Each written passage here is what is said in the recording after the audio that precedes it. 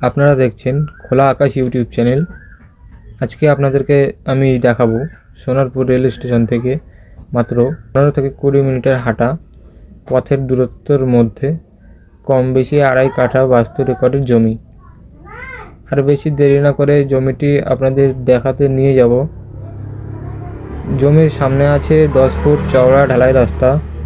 আপনারা চাইলে 4 চাকা গাড়ি নিয়েও আসতে পারেন জমির সামনে, কোনো অসুবিধা ছাড়াই। এবার আপনাদেরকে জমির ঠিকানাটা একটু বলে দিই। এই জমিটি আছে দক্ষিণ 24 পরগনা জেলার সোনারপুর থানার অন্তর্গত এবং এই জায়গাটির নাম সোনারপুর বাদামতলা। অনেকেই চেনেন এই জায়গাটা। আমি এবার চলে এসেছি এই জমির সামনে।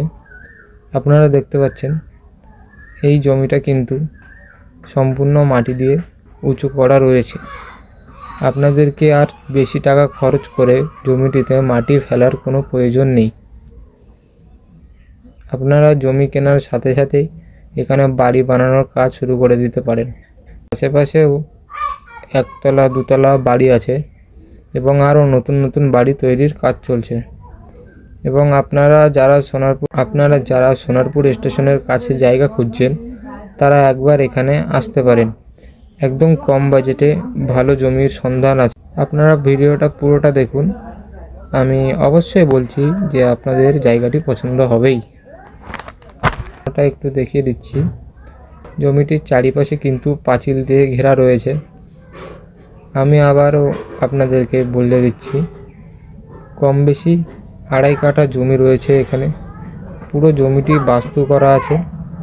আপনারা চাইলে জমিটির লোন নিয়ে কিনতে পারেন। এবার আমি জমির ভিতরে ঢুকে আপনাদেরকে আর একটু ভালো করে দেখানোর চেষ্টা করছি। দেখুন, সমস্ত জমি কিন্তু রাস্তার সমান মাটি দিয়ে উঁচু করা হয়েছে।